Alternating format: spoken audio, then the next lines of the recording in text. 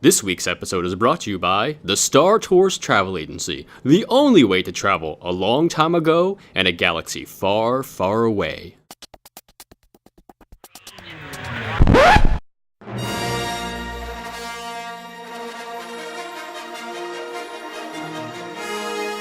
Hello, boys. It's your old friend Eisner, and I have a special demand for this week's show. As you well... hold on! Stop the music! Blackie! Yes, sir. How about playing something a little more my style? You got it, sir. Coming right up. Now that's better. Can feel the electricity crackling through my fingertips. As you know, I was instrumental in creating such beloved and iconic characters as Jar Jar Binks and Cantina Stand-In Number 2. And in payment, I demand that this week's show be entirely about Star Wars. And I demand that you tell all of your cadets how instrumental I was in creating episodes 1 and 2.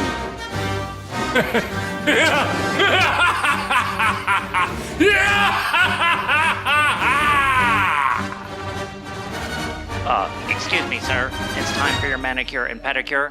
What did you call them? I'm sorry, sir. I meant your very pretty little mani-pedi day. Very well.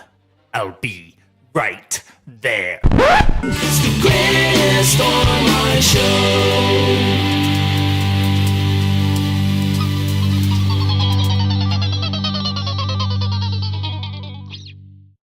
Hello, and welcome to Communicore Weekly, the greatest online show and home of the world's first pair of independently born identical twins. I'm George. And I'm Jeff, and this is episode 140. And guess what? It's Star Wars themed. Aren't you excited? I am, yes. You sounded very sarcastic was that rhetorical? there. I didn't know if I was supposed to answer it or not. I always forget. No, you can answer. Well, I because never it's know Star if you're Wars. talking to me or if you're talking to the cadets. I'm talking to everyone because we haven't done a Star Wars episode before. This is all Star Wars all the time. Like Al TV? Like Al TV. We should have another special song, like that Bill Murray song that he did on Saturday Night Live. Do you remember that song? Star Wars, nothing but Star Wars. Probably should have practiced this before we started singing. Yeah, our harmony is terrible. This is why we don't do the singing, guys. But we have a very fun-filled, action-packed, totally ignoring the prequel trilogy episode for you. So let's jump. Wait a minute. Is this the original Star Wars, or is this the Star Wars Communicore Weekly special edition that Lucas came back in and added effects for us? Oh, I was thinking this might be like the Christmas special with the Ewoks. Ooh, and Boba Fett. Yeah, exactly. Oh, Let's go with that one. I like that one. Okay, yeah, we'll do that one. It's time for Disney History.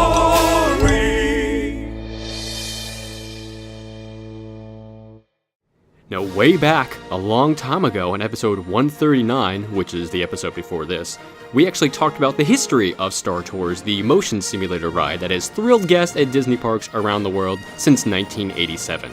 But because the ride itself is so closely tied into the franchise of Star Wars itself, there's actually an official canon history of the Star Tours company itself, which I'm sure most cadets do not even know about. I mean, I actually didn't even know about it until I was researching the Star Tours history, so it was actually pretty cool. So for this Star Wars themed episode, what better history than that of a company that operated a long time ago in a galaxy far, far away and doesn't actually exist? Don't ruin the surprise. Oh, spoiler. Jeez. Spoiler. Okay, so contrary to what the films may have shown you, the average citizens of the Republic and the Empire do not own their own starships or make the jump to light speed on a daily basis. So how do the normal, every day-to-day citizens of the Star Wars universe travel? Well, not very different than how we do. Travelers stand in a long queue while safety announcements and advertisements blare overhead, and then they're herded into a cramped cabin where they sit shoulder to shoulder with their fellow passengers. Sound familiar? Yes, it sounds just like an airplane, which I hate. Mostly because I usually get stuck next to the person and I don't really... Anyway. They smell funny. And No, well, they don't smell funny, but, you know, sometimes it's the luck of the draw. Anyway, so Though air travel is often referred to as the safest way to travel here on Earth, guests traveling, or actually arriving in Star Tours terminal should expect a slightly more dangerous situation, especially when they are greeted by the sight of two famous droids who excel at getting into trouble. Now, as far as galactic records can tell, the Star Tours travel agency existed as far back as the Clone Wars, but new ownership actually relaunched the company about a year before the Battle of Yavin, with the aspiration of preserving unrestricted space travel, while the Empire was actually busy tightening its grip on the entire galaxy. It was at this time that Star Tours opened a new terminal on spaceport THX 1138 in the Earth system, along with other members of the Galactic Tourist Bureau, or GTB. Air Alderaan, Bespin Direct, Dantooine Express, Naboo Space Lines, and Tatooine Transit. The members of the GTB were provided with droids and security systems by Sakul Industries Group.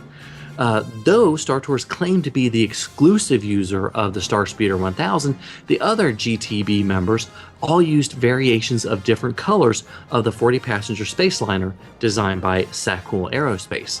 At the time of its new beginning, Star Tours traveled to more than 30 destinations. Prior to the company's inaugural flight, Star Tours gained the support of Alderaanian Captain Raymond Antilles. Now, as captain of the Krillian corvette Tantive, I think it's Tantive. It's Tantive. What? It's Tantive. Oh, Tantive 4. There we go. Yeah, I was there. It's Tantive. Oh, you were? Okay, I'm glad you knew. Yeah. Antilles actually served as Senator Bail Organa. He served underneath Senator Bail Organa, and like Organa, was secretly a member of the Rebel Alliance. And a traitor? No. Well, it depends on what side you're on, actually. Yeah, good point, yeah. What side are you on, George? What? Yeah, that's what I thought. So, to assist in the preparations for the first flight from spaceport THX 1138, Antilles assigned droids C-3PO and R2-D2 to temporarily work for Star Tours. So even at the beginning, signs of the mismanagement that would eventually lead to the travel agency's demise were kind of evident. On the morning of that first flight, the droids can be seen repairing a starspeeder in clear view of arriving passengers, while ramps leading through the terminal took gas past droids in all sorts of states of disrepair, including a batch of defective RX series pilot droids set to be returned to the manufacturer, sitting inside open shipping crates. And despite the defective droids, Star Tours continued its plans with newer AC series pilot droids. So around 0700 hours on that first morning, final preparations were being made for Flight 1401, bound for Coruscant, with AC-38 as pilot and R2-D2 serving as the Starspeeder's navigator. AC-38 left the cockpit to give C-3PO some time to repair a faulty binary motivator. But the ship was elevated to the passenger loading level before the pilot returned. Guests boarded the vessel, and an automated launch sequence was initiated while 3PO tried to explain to flight control that the ship had no pilot. Before R2 was able to abort the takeoff, the Starspeeder was accosted by a group of Imperial stormtroopers under the orders of Darth Vader.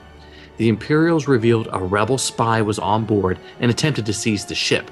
The spy's capture was important enough to warrant the presence of multiple Star Destroyers, as well as the hiring of bounty hunter Boba Fett to track down the fugitive. Despite 3PO's protests, R2 took control of the Starspeeder and fled the hangar, and the impulsive little droid fired on pursuing Imperial TIE fighters and then jumped to hyperspace along a hastily chosen route. Now, here the reports get a little bit hazy. Some passengers of the flight report going to different places altogether, but the basic story remains the same. Once the jump was complete, the ship almost crashed on a nearby planet as the passengers hung on for dear life. And after barely surviving a number of encounters on the planet's surface, R2 returned the ship to space. So once back in space again, the Starspeeder received a holographic message from a representative of the Rebel Alliance, where again, the reports conflict of who it actually was. But whoever this person was, they explained that the spy on board was vital to their cause and asked that the operative be returned to the coordinates that they were going to provide. So R2 then flew the ship to the coordinates, where the spaceliner was attacked by many enemy vessels. And the brave droid actually evaded the pursuers and brought the Starspeeder to a safe, if not, a little bit rough landing. Rebel agents at the landing site extended their thanks to the ship's crew and passengers for delivering their comrade. And following the incident, the two droids were quietly returned to Captain Antilles. So not the best way to start off a business, huh? Star Tours was known to employ a large random assortment of droids throughout its operation. The droid pool included astromechs, protocol droids, F-Series and G2 series repair droids, mouse droids, and many others. These droids were often mismanaged, misused, and even acquired through questionable means. 2 G2 droids in particular proved troublesome for Star Tours. These droids, nicknamed Goose droids because they were patterned after the guy from Top Gun, I think. Yeah, we'll go with that. Okay, we'll go with that. Okay. They may be pinching people's butts too. I mean, that could be the reason. That's a lot more fun, I guess. Anyway, Goose droids were known for having excessively sociable personalities hardwired into their circuitry. The quality was endearing to some small business owners, but large corporations found it unacceptable. Now, G2-4T served as a Star Tours droid labor pool foreman, but he was given other tasks outside his intended programming, including ticket handling, travel visas, and security checks. He had a pretty sarcastic personality, and he made a lot of rude comments to a lot of the passing customers, and that often got him in trouble with his supervisors. Now, the other Goose droid, G2-9T, was bought secondhand in a pay-by-the-kilogram fire sale. Oh my gosh, we're having a fire sale. I hope somebody gets that. So, I did. Though he was much friendlier to the waiting passengers than G2-4T, his eagerness to engage them in conversation often distracted him from his work screening the luggage. G2-9T was later returned to the repair work he was programmed for, but his spotty work record continued. So though Star Tours repair droids caused a number of petty annoyances for the travel agency, its pilot droids were a greater danger. The recklessness of one pilot droid led to disaster one year after the Rebel spy incident. Passengers on board the new Star Tours luxury yacht Tsarina were surprised when the vessel's droid captain changed course toward the Yavin system to show them something neat, in quotes. Soon after, the ship collided with what was later described as a strange-looking TIE fighter, which was tumbling out of control. It was later found out that the TIE fighter was apparently lost during the battle of the first Death Star, having strayed from battle. The jarring impact activated by the Tsarina's hyperdrive, sending the ship crashing into the surface of Dathomir and killing many passengers. Reports of the incident slowly came to light in the months that followed, passed on to spacers by an individual claiming to be the last survivor of the crash. His massive scars and burns seemed to prove his credentials in that area. That seems a little suspicious to me. He may have been somebody else. Just saying. Just saying. Anyway, other less serious accidents were caused by the pilots, but there may have been more than freak occurrences given that Star Tours' questionable use of some of these certain droids. The agency actually kept the batch of defective RX series pilot droids delivered shortly before its relaunch instead of returning them like they were supposed to.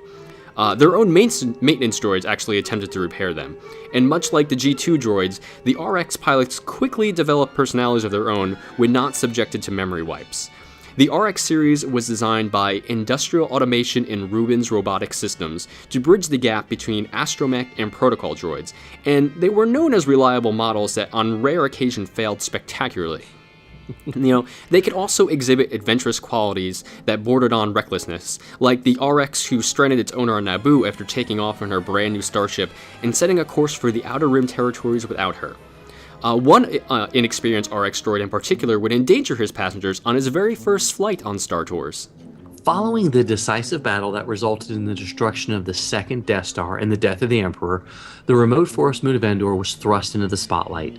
Hoping to capitalize on the moon's sudden fame, Star Tours quickly introduced a daily flight known as the Endor Express a few months after the Battle of Endor. While the newly established New Republic was fighting both the faltering Empire and the invading warlike Toph species, heroic droids C-3PO and R2-D2 found themselves temporarily working for Star Tours yet again. The duo mainly focused on maintaining the new Starspeeder's 3000s, but R2 was assigned to serve as navigator on board the maiden voyage of the Endor Express, designated Star Tours Flight 45, or ST-45. The pilot of the flight was inexperienced RX series droid RX-24, nicknamed Rex. The droid was part of the defective batch purchased by Star Tours years earlier and repaired by the agency's own repair crew. Now, after a full load of passengers boarded the Starspeeder bound for Endor, Captain Rex botched the flight from the very beginning by taking a wrong turn through the maintenance bay. And after a series of near collisions, the ship safely left the spaceport and jumped to hyperspace. When the space liner finally dropped out of light speed, it actually sped past its destination and barely survived an encounter with a field of ice comets. And Rex and the passengers' moment of relief soon turned into panic when the Starspeeder was suddenly seized by the tractor beam of an Imperial Star Destroyer. The ship was rescued by the pilots of the New Republic's Red Squadron, who revealed that ST-45 had stumbled into a combat zone. The pilots attempted to protect the civilian craft from a wave of TIE fighters as they made their way to attack what appeared to be a third Death Star. Though the origins of the battle station remain unclear, it shared the fatal weakness of the first Death Star, an unprotected thermal exhaust port. Instead of fleeing the area immediately, RX-24 excitedly joined the X-Wing fighters in a harrowing run down the trench leading to the exhaust port. After one of the X-Wings scored a direct hit, the fighters and the Starspeeder fled into hyperspace. Rex returned the passengers to the spaceport unharmed, but not before nearly colliding with a fuel carrier and skidding to an abrupt halt just short of control room. Flight ST-45's near disaster would not be the first or last for Star Tours. Even subsequent trips to Endor were not immune, such as one flight that was attacked by Sannisan marauders on the Forest Moon surface. Now, several months after the Battle of Endor, accidents and mismanagement finally drove Star Tours out of business. The company's assets were sold off, and it scattered its droids and starships throughout the entire galaxy.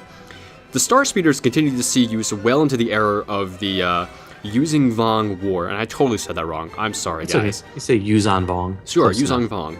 The Goose droids, G2-9T and G2-4T, drifted between masters before eventually finding employment in the organization of a smuggler and a New Republic ally. Now, during a crisis 15 years later, after Star Tours actually closed, Luke Skywalker met with this smuggler, and he brought along R2-D2, and while he was chatting, R2 actually recognized G2-9T, and they chatted for a little while, and they hung out, and they got to catch up on old times. But the company went under, and that was that. So, and probably a good thing, except for us getting to enjoy it and report on it. But it's pretty interesting that, you know, they created this entire history for a company that does not really exist anywhere outside of the Disney theme park rides. And a big hat tip to StarWars.com, who has all this research on it, obviously, about the Star Tours company. So thank you for that, good sirs over there who actually wrote this history up. Yes, and if you have any, comments or questions or thoughts about or complaints about your RX pilot. Oh, that's true. Yeah, complaints about your RX pilot. Call us on the Communicore Weekly GOAT line at 424-785-4628. That's 424-785-GOAT. He's a nerd, he's a geek, but we all like to hear him speak. So listen up to the words from his speech. It's George's Book of the Week. So following along with the Star Wars theme, this week's book is Star Wars From Concept to Screen to Collectible by Stephen Sansweet and Steve Essick. It was published in 1992 and has 132 pages. So, Star Wars From Screen to Collectibles is one of those books that you're going to cherish and paw through for a long time. Are you saying paw through for the Wookiees out there? Yeah, that's probably the best thing. Yeah, I was trying to think of another way to go through, but that's all right. So anyone like me that grew up in love with the Star Wars films, this is an amazing book to relive your childhood and look back at those toys from a galaxy long ago and far, far away, and other things. Well, Steve Sansweet, who was the director of content management and head of fan relations at Lucasfilm Limited, and is now chairman and president of Rancho Obi-Wan, which is a museum that he created that houses the world's largest collection of Star Wars memorabilia, also his own, ended up writing the book in 92, right as, the Timothy Zahn Heir to the Empire trilogy was published, and sort of hit it at the right time, sort of at the beginning of the second renaissance for Star Wars. At the birth of the expanded universe, dare you say? I guess you could say that. The birth of the EU. The EU. Never mind. The European Union? Yeah, we'll do that instead of the expanded universe. Okay. It was right at the birth of the European Union. Okay, so the book centers on the development of the film series from the perspective of the ships, the props, the toys, and the collectibles, including an awesome Wookiee mug that would be released later. So for those of us that grew up in the first Star Wars generation, it is incredible to see this history of the toys. And it's more than just a catalog of the toys. A lot of the book follows the development of Industrial Light and Magic and all the pre-production ships and the weapons and the characters that they created. Sansweet really delves into the history of Kenner and how they were the only toy company to take on Lucas's grand vision. We meet the key players from Kenner and ILM that created, designed, and marketed some of the most fantastic licensed toys ever. And yes, I did get out my thesaurus for this review. So, from Star Wars, from concept to screen to collectible, is an incredible book for the Star Wars fan. Sansweet chronicles the history of the collectibles and offers one of the more well-rounded books looking at the collectible part of the Star Wars franchise.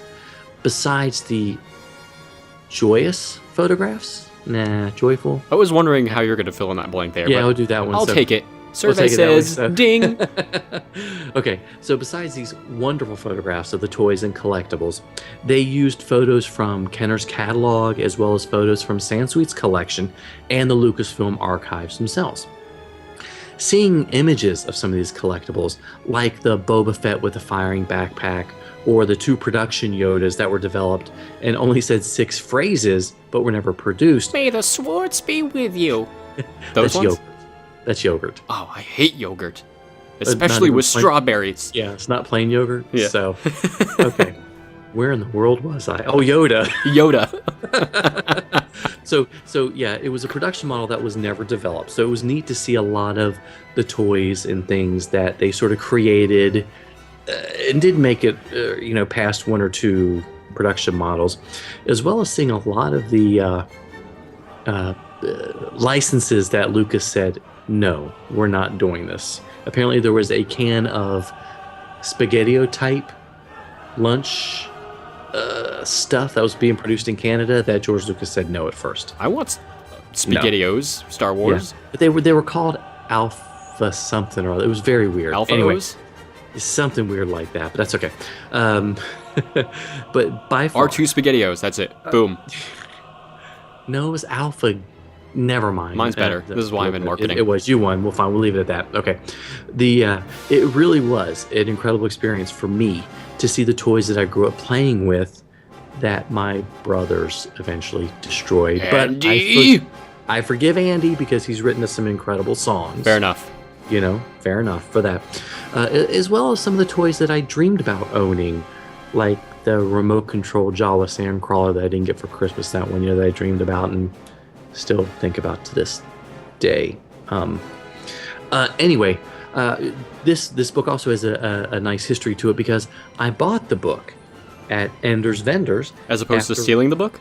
As opposed to stealing the book, yeah. There was a sales lady. I didn't think I could pull anything over her eyes. So after writing the original Star Tours about 6 times one morning during the surprise mornings for hotel guests, and it still has the $29.95 Disney price tag on the back, although I think at the time we were Magic Kingdom Club members, so I think we got a 10% discount, maybe 20.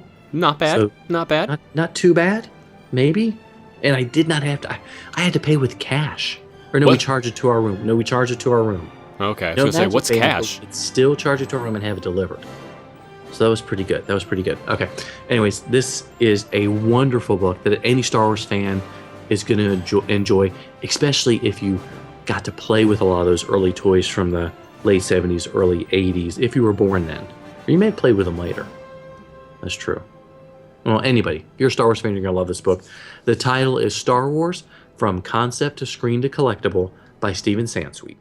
Sometimes it's a 1, Sometimes it's a 2. When you gotta go, what you gonna do? It's a bathroom break. A bathroom break.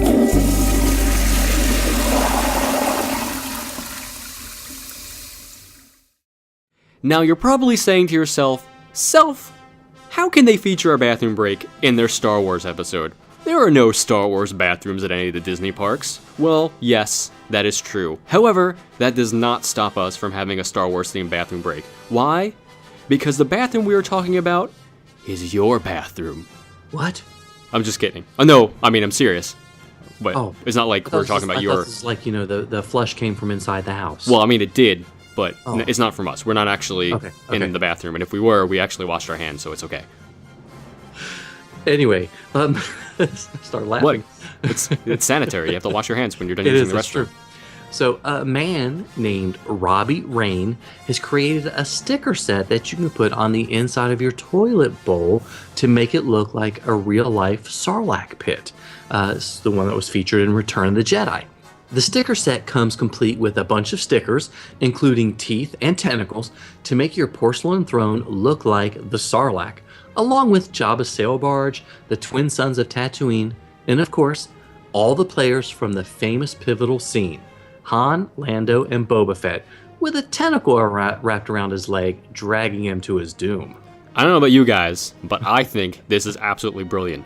This is great for those of us who just don't want to flush our waste into a septic system, but would rather see it find a new definition of pain and suffering and is slowly digested over 1,000 years. Wow. Just like the Sarlacc pit.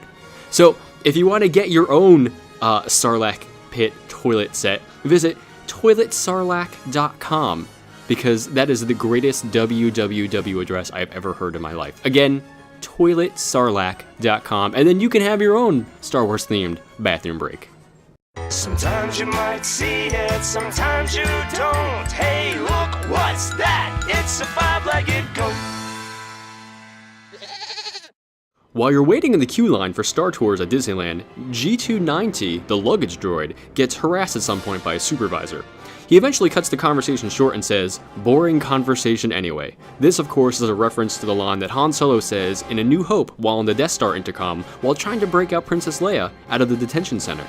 Now, there are some other lines famous from the original version of Star Tours that were brought back for The Adventures Continue.